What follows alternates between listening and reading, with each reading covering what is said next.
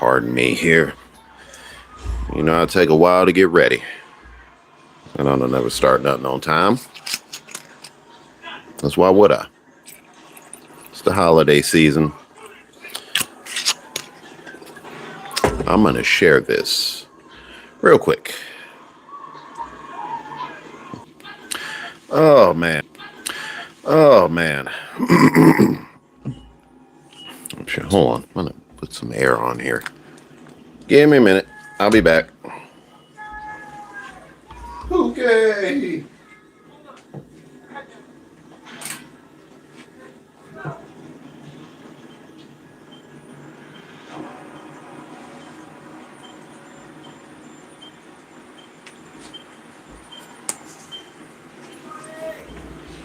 Oh, I don't know who else coming on here, but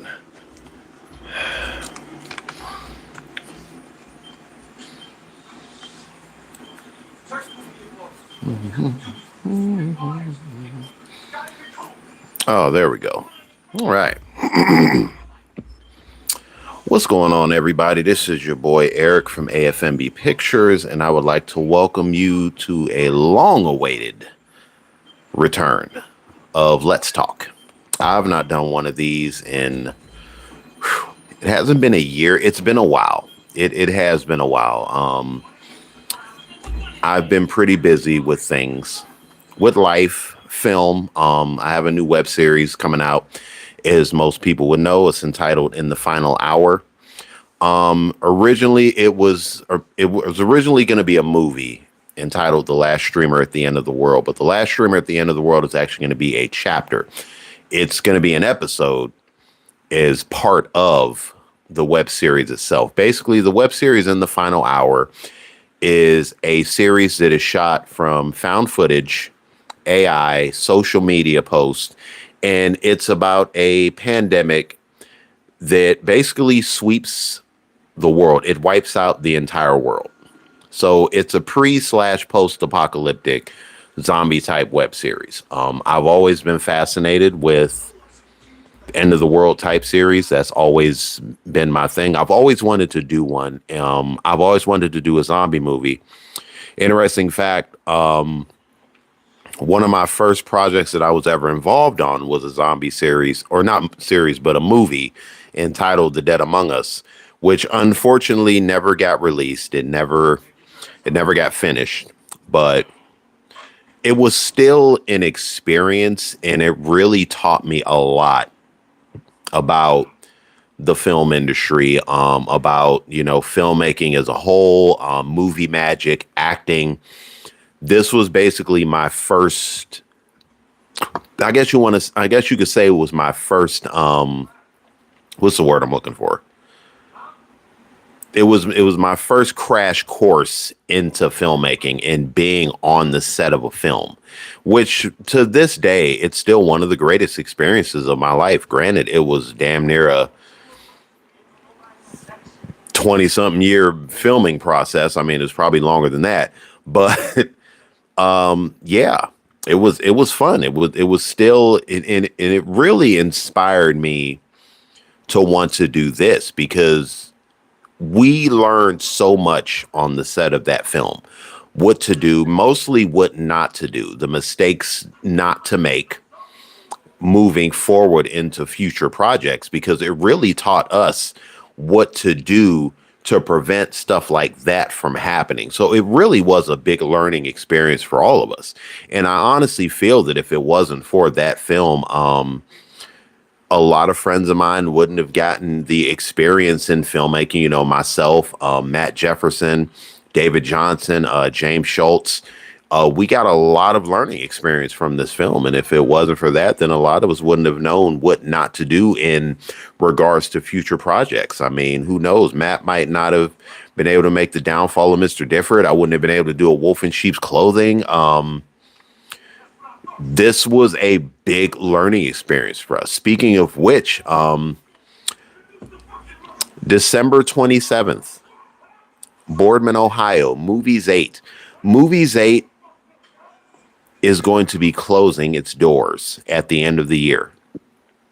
And it's still it still hurts to say that because this theater has been such a big part of my childhood and probably everyone else's childhood. I mean, we all remember going to this theater. When I was a kid growing up, it was nicknamed the $1.50 movie. It was nicknamed the dollar movie because this was the theater that if your parents were on a tight budget and they couldn't afford the big time theaters like Movie World or Regal Cinemas or Cinemark, you know what I mean? Cinema South, Tinseltown. This was the theater that they would take you to because when a new movie would come out, literally within a week, maybe 3 weeks tops, you knew that film was going to be at Movies 8 because that was the last stop before it hit VHS.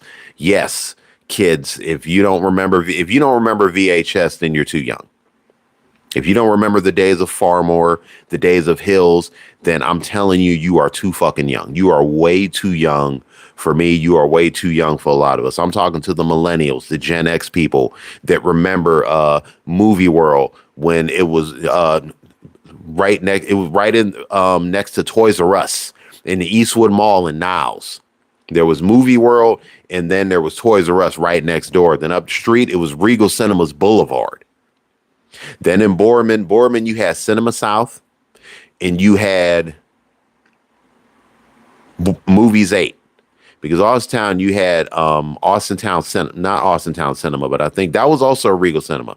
I want to say it was Cinema South. I could be wrong. No, Cinema South was in Boardman.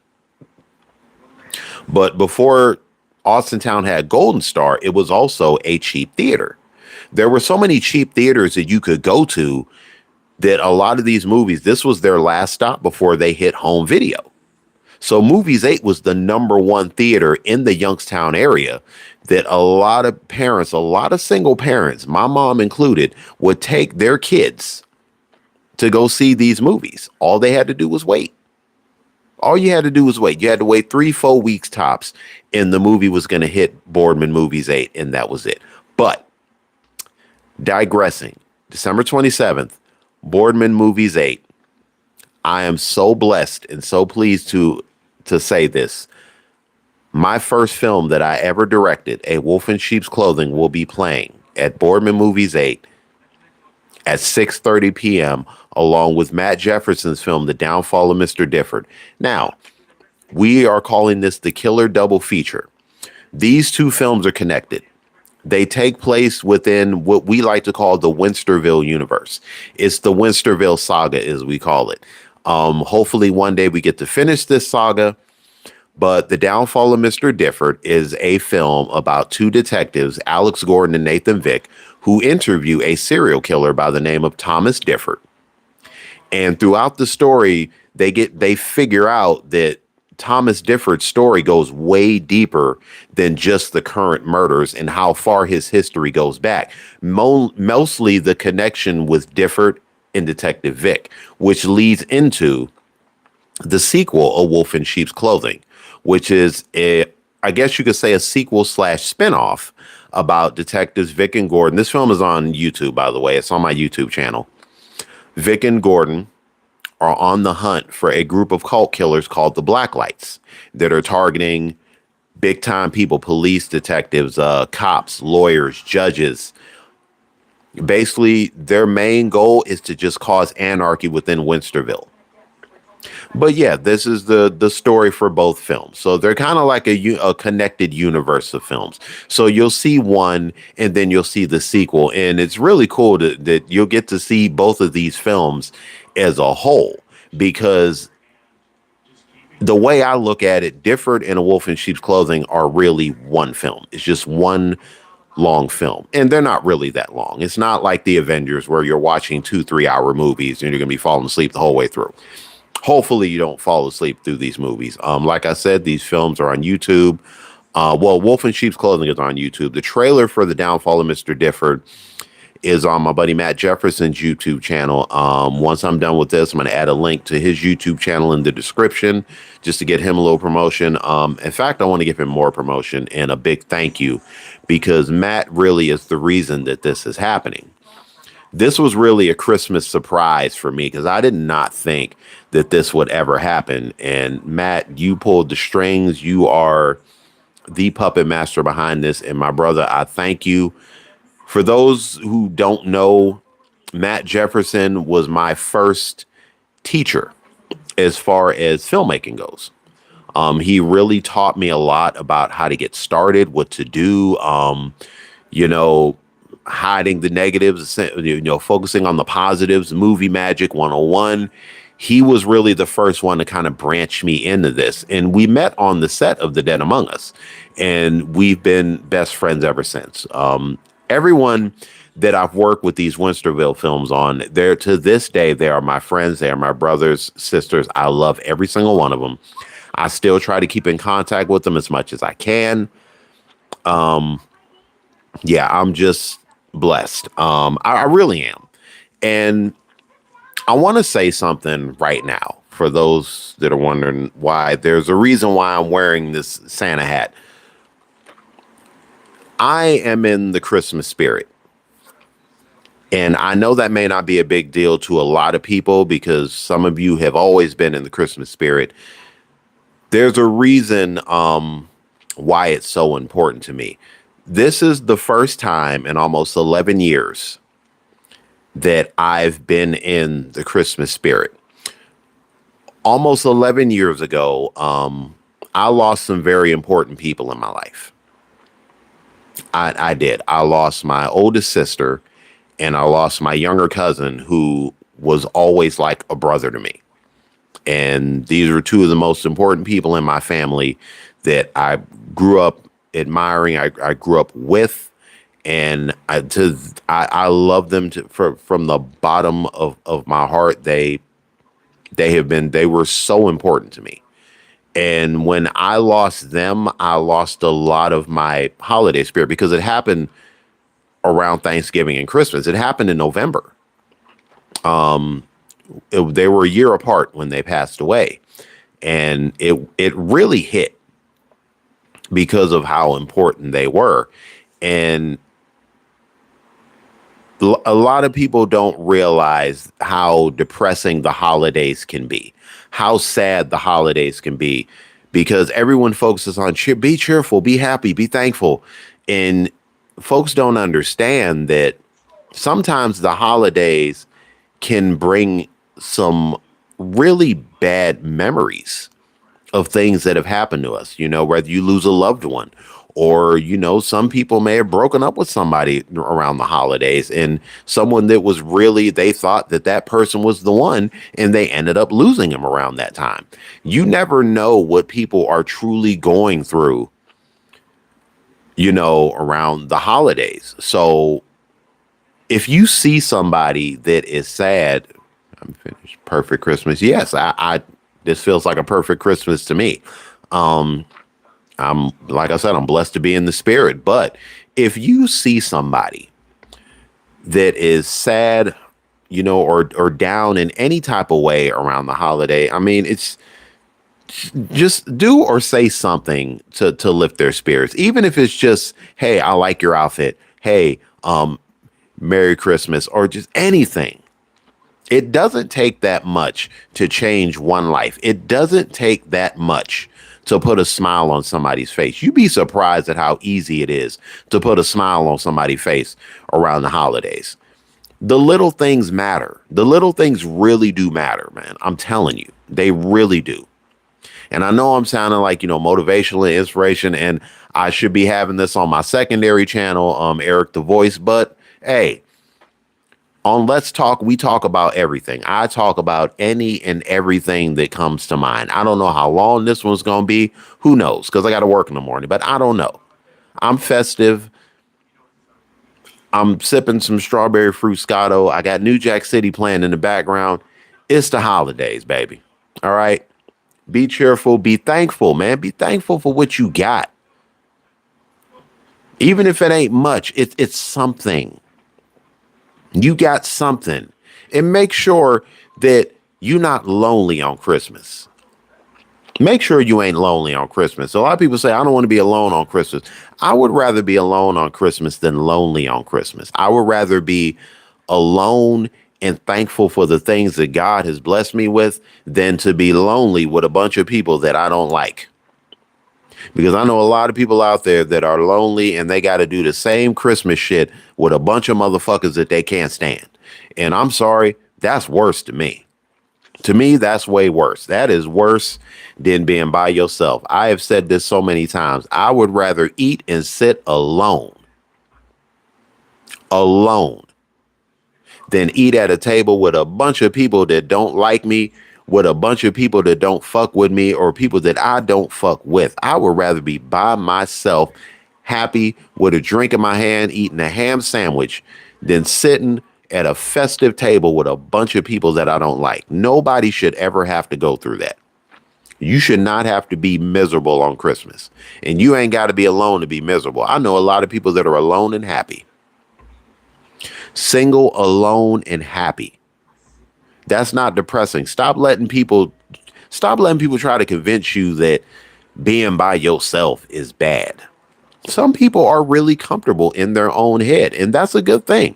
As long as you know where the exit door is, because you can't stay in your head. You got to get out of your head eventually. A good friend of mine taught me that last year. She always used to say, get out of your head, get out of your head. And I thank her for that to this day. Get out of your head. There's nothing wrong with being in your head as long as you know where the exit door is. When you got to step out of your head sometimes and just let go. Don't be afraid to let go, man. Just live. I'm at a stage in my life where I'm blessed to say I am not only surviving, but I'm living. I'm not tripping when the rent's due. I get to do the things that I'm passionate about. My rent's paid, my bills is paid, and I still get to make film projects. I still get to make skits. I still get to be a filmmaker as well as I am a worker. And that's a blessing right there, man. And I'm blessed to say that the first film I ever worked on that I put 2 years of my blood, sweat, and tears in is premiering on the big screen in 6 days. That's a blessing right there, man. To me, that's a Christmas miracle. And I'm in the Christmas spirit. I'm festive. I'm actually smiling. Hell, I'm down there at Mariah Carey status. I'm not going to play the song because I fucking hate it, but I'm still in the Christmas spirit. It makes me feel good about myself. If you have people in your life that love you and care about you, and you have a roof over your head, clothes on your back, food in your belly, a warm bed, man, that's enough to be thankful for. That is enough for you to say, I'm in the Christmas spirit. God bless the world. Feliz Navidad and all that shit. That is enough for you to say, man, this is definitely going to be a Merry Christmas and a happy motherfucking New Year. That should be enough for you right there. Simple as that, man. Thankful for my exactly. Be thankful. Yes. Thankful for the family that we still have here. That we still have, yes. That be thankful and grateful for the people and always make time for your elders. Because you don't know how long they're gonna be here.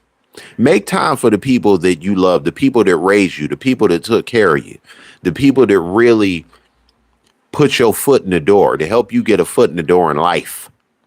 Because you don't know how much longer they're going to be here, man. You don't know.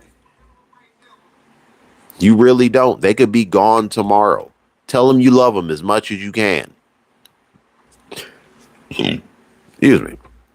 As much as you can. Tell them, even if you got to call them every hour, every other hour. Hey, man, I just want you to know I love you. I want you to know I love you and I'm proud of you. And normalize telling people that you're proud of them. Normalize that. You know what I mean? But because a lot of people don't do that. They're so comfortable with saying, I love you, I love you, I love you.